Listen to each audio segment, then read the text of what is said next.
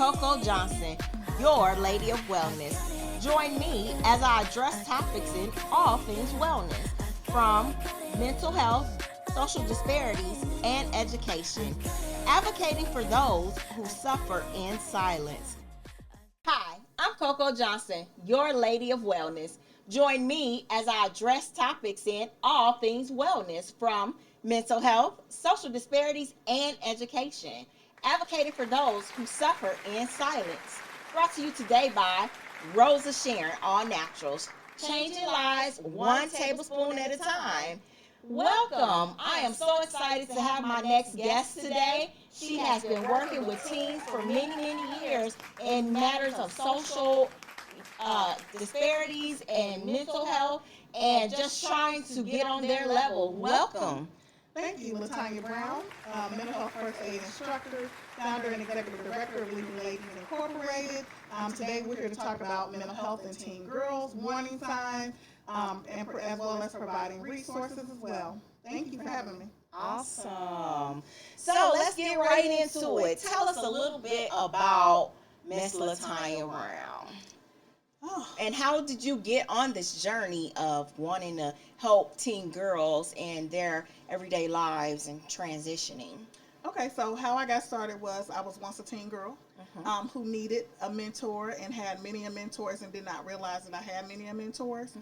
So there were some times where I was either on the wrong path or on the right path, but didn't really know how to kind of recognize those individuals who were kind of speaking life into me and was actually part of my village. And so I wanted to be able to provide that for not only the youth but for their parents as well. So I not only want to be able to provide services and programming for the teen girls, but I also want to be able to provide that service for the mothers and families as well, so therefore they know that we are part of their village as well.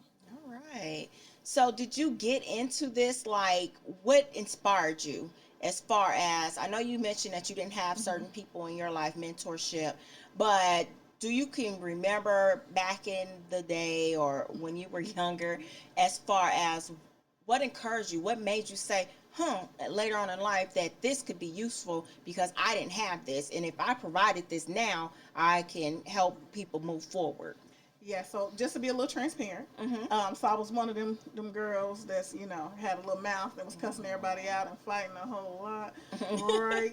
And I had someone who actually talked to me. Like, she was just kind of like, she was just trying to get information, but she just really she was my mentor. She ended up being one of my mentors, but she was one individual who, like, we had a conversation, I cussed her out, she cussed me out, I cussed her out, she cussed me out. But one of the things that she said to me that resonated was like, every time I see you, I'm going to speak to you. And I was like, don't nobody care if you speak to me. I don't want you talking to me.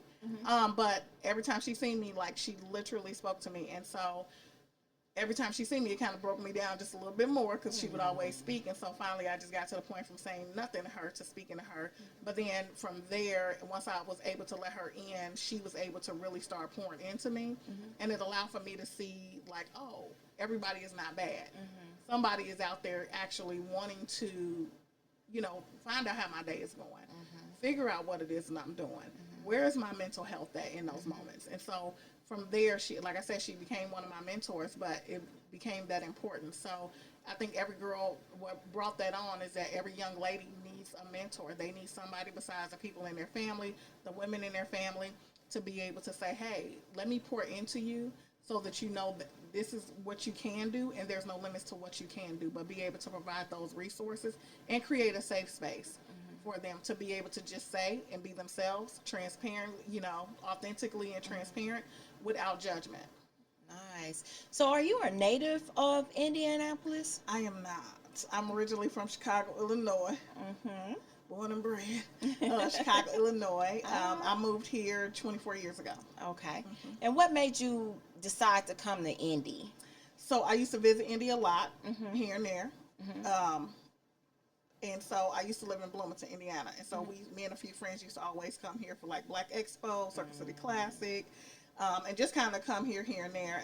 And one of my best friends actually moved here, and so I would come here and there for about a week or so for the summer.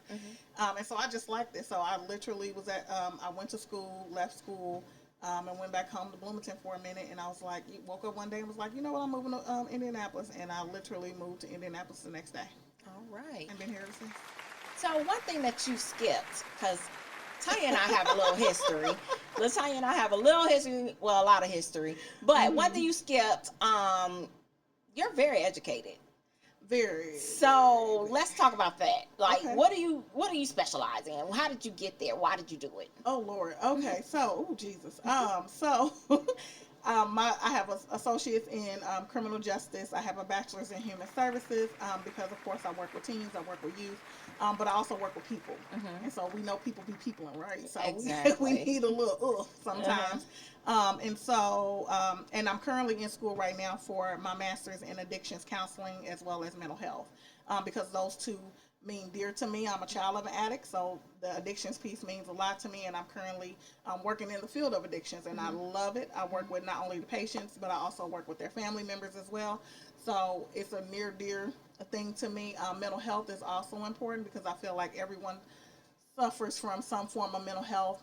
We all have dealt with something, and we're all healing from something. And so, Yes. being able to really recognize those different warning signs for different mental health, and how to address mental health, and how to, you know, have those conversations where it becomes safe, but not so much of a stigma as to we don't talk about this.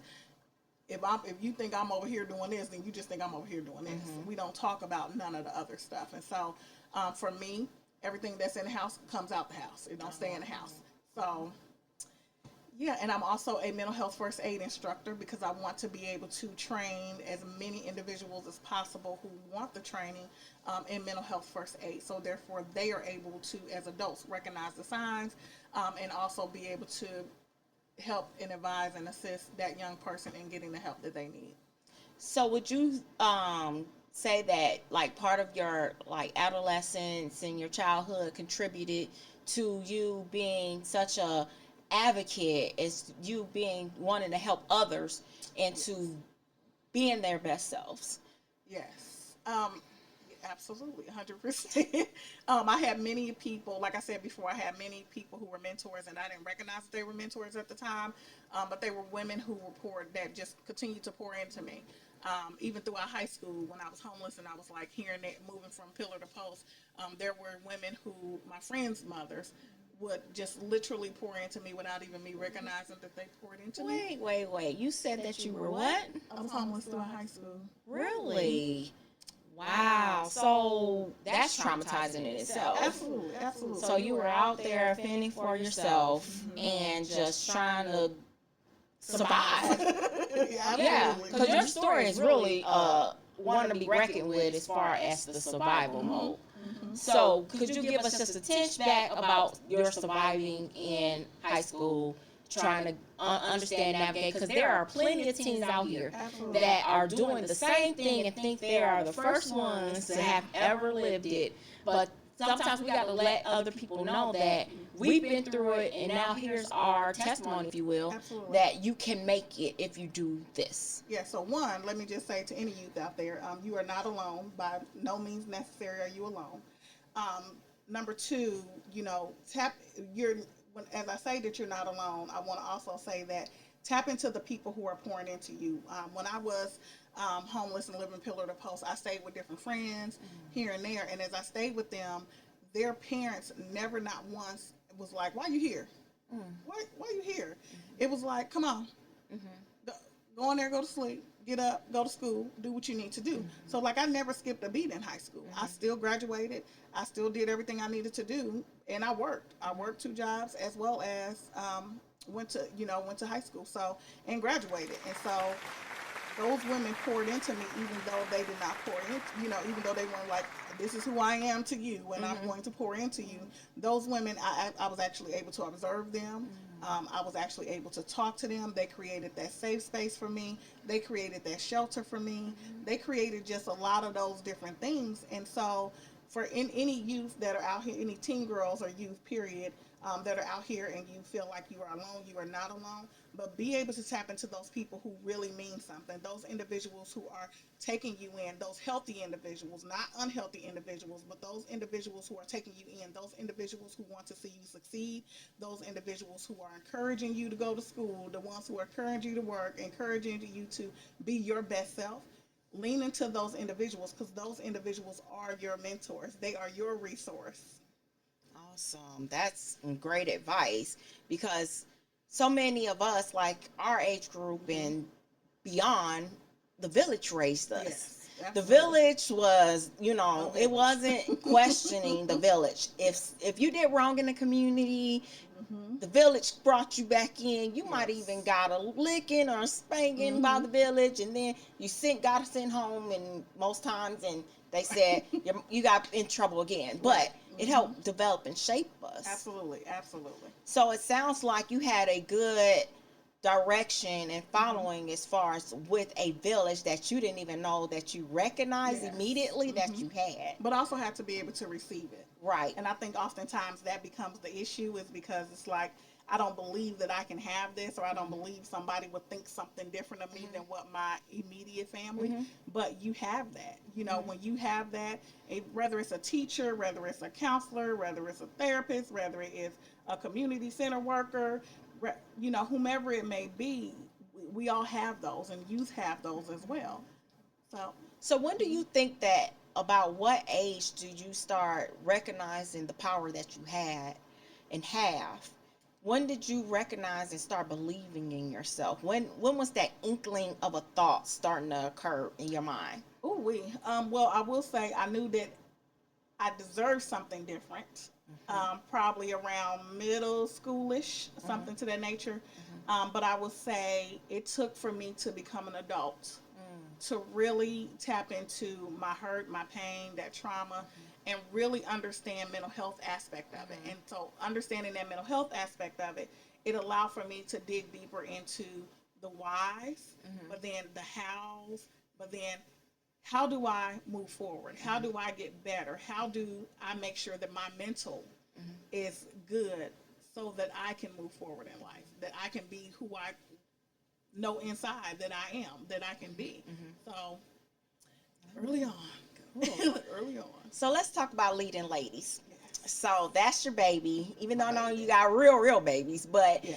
uh, let's talk about you've been doing this for what, 2 decades? Yeah. 18 years. 18 years Jesus. pouring 18 years. into teen girls. What age? 12 to 17. 12 to Mm-hmm. 17. And you've been a powerhouse. So when I say powerhouse, your program has been different by far by any means possible because Mm-hmm. you dig deep and dirty. Mm-hmm. You don't sugarcoat things. You don't allow certain behaviors. You address those behaviors. I've seen you at work, so you address those behaviors, and then I noticed even a while back, when I had Mm-hmm. a girls program, you were mentoring those girls, Mm-hmm. and some of them were out of line, and you brought them in turns, but you wrapped it in honey, though, Mm-hmm. as they say. She wrapped it in honey to where they were able to, like she said, break down the barriers. Mm-hmm. The hello, how you doing? Hello, how you doing? And that helped. And so with your girls today, which because this is a different generation, Different let's generation. talk about that. It's a different generation. So what is different from when you started to now? Technology. Okay. Technology. I would definitely say technology. Social media Mm-hmm. is definitely a huge factor in everything. Mm-hmm. But I definitely feel like it's the same girls. Mm-hmm. Like it's, not putting, all girls are gonna come. Mm-hmm. Each group is gonna come in a little Mm-hmm. different. But I feel like with these group of girls, everybody needs that somebody who's gonna one create that safe space Mm-hmm. for them, two have that authentic connection with Mm-hmm. them, and three, be able to really pour into them and support them the way that they need to be supported. And so that's something social media can't do. Mm-hmm. So being able to constantly make sure that we are, and for them to know, like, hey, if you need something, call on us.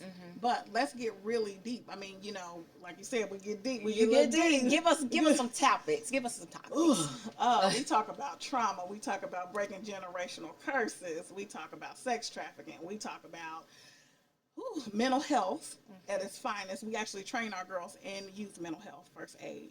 So not only can they recognize the signs within themselves, but they also recognize it with other individuals and their family members as well.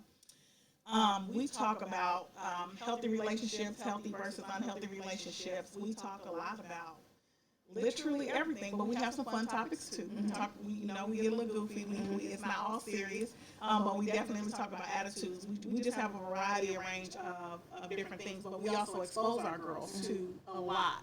So we take them out of their community, so therefore they know that nothing is within, nothing is without of their reach. Everything is within their reach. All they have to do is reach for it and go. And you also do college tours. We do behind the business tours, college tours. Ooh, we do everything. Talk about this prom dress. Yes. So we currently have a prom dress and tux drive. Oh, nice. We include the boys. This is our 5th annual prom and tux drive. And so we take donations from gently used prom wear, shoes, accessories, and then we actually ask the men to donate their items as well, ties, suits, shoes, different things of that nature for the boys as well. And so we have one day where all the kids will register. They'll come and we have different volunteers and we set them up for being able to just try on the different dresses. Everything is free. It's no cost to them. We just want to make sure that those who want to go to prom and not necessarily can afford prom, that we are able to make sure we give them that experience. So. Awesome. So I want you to hold this thought because we're going to go check in with our sponsors. But I want you to think about, like, the girls that you work with, their mental states. They're coming from different angles, I know. We want to thank our sponsors, Rosa Sharon All Naturals, where they're changing lives one tablespoon at a time. And this is their gel. The gel is very amazing. It's fruity, and it helps give you energy and provide all those minerals that your body needs daily. Thank you, Rosa Sharon. All right, so let's get to it. When we are talking about girls, because we could talk about boys, but we're going to focus in on the girls. So these girls are coming from different angles, different walks of life, different family backgrounds, all this, just like as we all do. What do you see most common as far as the breakdowns in your groups, as far as with this particular, like you have a group currently, right? Yep. So what has been one of the hot topics? Anxiety and depression. Anxiety and depression has been a huge hot topic because you have, right now, we live in a world where everything is, I'm depressed. I missed school today, I'm depressed. This didn't happen to me today, I'm depressed. And really, we live in a society right now where everything is depression and anxiety without fully understanding what anxiety and what depression actually means. And so that has been like a huge thing with our young ladies. And of course, they're dealing with a lot of different things as well. In addition to anxiety and depression, you have social media that is kind of influencing as well as encouraging a lot of that anxiety and depression. And so with that, it's just allowing for us to really just kind of step back and really help them going into the mental health piece and really understanding, like, what are those things that you're intaking? Those things that you're looking at on social media, what are those things that you're looking at on social media? If you are looking at things that are, you looking at somebody fighting all day, or you looking at somebody being ratchet or something all day, guess what? You, in your mind, you are intaking those things, and to you, you're going to be like, oh, I need to do, this is acceptable. This is good. Yeah. All those different things. And so social media has a huge impact. The click likes. And the click likes. The click likes. If I don't have enough likes, then I'm depressed. I'm going to post a picture, and I need to be able to post pictures. And so one of the things that we're working with our young ladies on is understanding healthy versus unhealthy social media messages. Because social media has a lot to do with their mental health. Not only social media, but, school, family, home life. So what is going on in your home, that is making you uncomfortable? What is going on in your home that's making you happy? What are those things that are making you, whatever those feelings are, what are those things? And so, again, whether it's home, school, their community, So, social media, anything. so are these like rap sessions, or are there activities that help them? Because Mm-hmm. sometimes we got to show them versus tell them. Yes. And are there activities involved that show them that, hey, not we're not harping and talking all the time, that because they tune out at some Yeah. point. Well, So I'm a little rough around the edges sometimes. So we, everybody got a cell phone. right. Pull your cell phones out. Let's go to your social medias. Let Mm-hmm. us see what you're doing on Mm-hmm. social media. But let's talk about those things that you're doing on social media. And so not only are we just talking about it, it's a difference from talking about it. Mm-hmm. And they're like, oh, yeah, she don't know what she's talking about. She just talking. Mm-hmm. Opposed to, no, let me see your phone. Mm-hmm. Like, pull up your social media, because we all know everybody got social media Mm-hmm. accounts on different apps, whether it's TikTok, Instagram, Snapchat, all that. So no, let's pull it up. Let's see what you posting, Mm-hmm. and then having that conversation, those real conversations as to what are you promoting, what are you saying, what are you intaking as well. So it becomes all of those different things, because when you talk about mental health, those things that's mental, right? And so we want to be able to, let's talk about those things. When you see this person didn't like your post or something, or you only got 5 likes after you done posted this picture, what are you feeling in that moment? What are what's going on in your mind that you feel like, oh, well, I'm not good enough. Right. I didn't get this many. I didn't get 1,000 Right. likes, so Okay. I'm no good. So let's talk about, because it's, I mean, we grew up in it. Everybody has teen dating. I don't know what that looks like anymore, but maybe you can give us some insights as to what the girls are kind of wrapping their heads around when it, because what I'm finding, what I'm seeing now, even with the prom situation, Oh, yes. most of them, like it was like devastating if we went to the prom either by ourselves or without a date. Most of them are without a doing group. groups, or they going by themselves. So I just find that interesting. I think that's so much empowerment, but at the same time, I question it because it's like a thing. So can you describe some of Oh those? Lord, okay, that's a whole deep dive conversation. Let me see. I think for that, I think it could be a good thing and it could be a bad thing. So if you have girls who are like, or girls who are like, hey, I'm going as a group, I'm going with my group of friends, and this is what this is. That's cool. If you are like, hey, you know what, I don't need nobody to go by myself. I feel like that's empowering as well for you to say, okay, hey, I'm just going. I'm going. But if you're going and your intent is negative, meaning if you just want to start a mess or you have ill will when you're going, that's a problem. Because not only, everything that we do have a consequence, whether it's a good consequence or a bad consequence, everything that we do has a consequence. So I think that allowing for them to feel free enough to be able to say, hey, I can go by myself. I'm cool. Let me do this. I can go by myself. But I also feel like we overhype prom for youth. And so by us overhyping prom for youth, it's like, no, you got to go out here as if you get married, and we got to dress you from head to toe. You got to be, you got to literally have it all, which causes anxiety, because now it becomes that, oh my goodness, I couldn't afford this, or I didn't get this, so because I didn't get this, I'm no good. I can't do this, or now I'm depressed because my mom or my daddy or can't afford this. Right. So I want to talk about. I'm gonna switch gears a little bit. Same thing, but I noticed that the talk has been about what is it called? When people are, when the kids are exchanging pictures. Oh, sextortion. Yes. And they're holding them for hostage when they break Yes. up, or they want to humiliate them. Is that a huge thing, or is that It's a just huge thing. okay? It's a huge thing right now, especially with youth, because like one of the things that we have a conversation with our girls about is, if you be careful as to what you send somebody, because if you send in a picture, that picture it remains in their phone.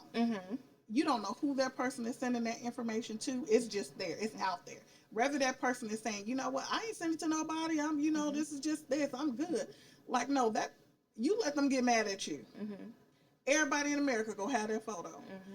But you also have to be careful, because it doesn't even have to be. Oftentimes people look at it as it has to be a young lady and she got to have some skimpy on or something to that nature, or showing something. It could just be regular clothes, but maybe you sticking your tongue out or whatever else, and they'll automatically assume that, okay, now you making a sexual gesture oh, but I know you really ain't supposed to have your phone. So, oh, I need for you to send me this, or I need for you to do this in order for me not to tell your family. And depending on the family members and depending on the household, that's a huge trigger for a lot of young ladies. You have people who have taken their life because somebody has taken a picture of them and blasted around social media. And now it's like, oh, I need to take my life because I'd rather take me opposed to just going to my family members because my family members are going to scorn me. So instead of me saying, okay, you know what, I did this, I didn't mean to, I didn't know, and allow for that parent or that adult or that guardian to say, you know what, we go handle this, it's cool. You did it, that's okay. But this is how we're going to move forward. So, are parents really involved in your program and how so? They are. So we have a huge family, parental involvement. We do that purposefully because we want them to not only know who's working with their daughters, but we want them to know that we're there for them too. So it's not just your daughter getting that village; it's the parents getting that village too, whether they're male or female. Nice. And so you brought up something very interesting. I know we are not. It's going to be a heavy topic, but you talked about suicide, and the suicide rate is crazy. It is, very much so. Hopefully, none of your girls have experienced this or anything like that. But at the same time, that's a whole nother deep dive subject. Yes. But I just want to address it real quick. What are you seeing as far as the suicide that's heavily increasing, even within our direct community? Ooh, I would say it's the thought. It's the thought, and that's what it starts with. It starts with that thought, and then it moves to action. It moves to planning, and then it moves to that action. And we want to be able to stop it from even moving to that next phase, which is that we don't even want it to be that thought process. So my biggest thing is for young ladies, if there is something that is bothering you, if there's something that you want to talk about, there are several hotlines, there are several resources, there are several people within the communities that can really assist you in doing and getting the resources and having somebody to talk to. Reach out to a trusted adult, let them know, like, hey, I'm not feeling so well, I'm just kind of, these things are bothering me, I don't know how to necessarily feel, and allow for somebody to help you to process those things, and being able to recognize those adults who are healthy, which means that they are going to assist you and get you the help that you need, opposed to unhealthy adults that'll be like, girl, ain't nothing wrong with you. But being able to really deep dive, but know that you matter and know that you are enough and know that you deserve to be here, because whatever it is that you have going on, that will surpass. And I promise you, the other side of just being healthy and mentally is amazing, and it is phenomenal. And you'll look back and be like, I can't believe I even thought about that thing. Like, no, we want you here. You deserve to be here. Now, before we close, there's a couple things I want to touch on. Do you have any tips for the parents that may have a teen girl that they think they should be in a program like yours, but the teen doesn't want to go? Or do you have any resources to provide parents that are in that situation but need help but don't know how to get the help? So this is going to sound kind of harsh. Be a parent. It is your responsibility as a parent to know exactly what it is that you have to be able to see the future for your child, even when they can't see it in that present moment. I'm a single parent of two, and both of my kids have been in millions of programs, not just my organization, but also other organizations. And I make sure that they show up and they're present and they're there, even the times where they didn't want to be there. You have to make them go, and they may have an attitude when they first walk through the door, and that's okay. But allow for them to still get fed, because I guarantee you, the tools and the skills that they will get from those different programs will allow for them to have that future of being healthy adult individuals as opposed to hurt individuals. Last thing, let's talk about this book, Miss Author. Yay. You are an author. You've already created a book. What was the name of that book? Courageous Love. All right, and what was that about? It is a self-help workbook for families who have a loved one in addiction recovery and beyond. All right, and what's the new one? It is called High School Realities. It is a workbook for young ladies. It is a girl's guide on their transition from middle school to high school. So it's involving everything, including mental health. And how can someone get in contact with you to get these resources? Yeah, so again, LaTonya Brown, you can contact us at leadingladiesindy.org. If you don't want to go to the website, you can feel free to email me at info@leadingladiesindy.org. or you can give us a call at 317-723-7331, 2117. All right. So before we go, Miss Author, she just does so much in the community. It's crazy. I would like to thank you for coming on our show. I thank you for joining us today, and I look forward to our next conversation. And hopefully, we can pull her back in on our next show to talk more in depth about this suicide rate that keeps increasing with our teens. But I thank you for joining us today. Again, thank you to our sponsors, Rosa Sharon All Naturals. Changing lives one tablespoon at a time. Thank you, and see you next time.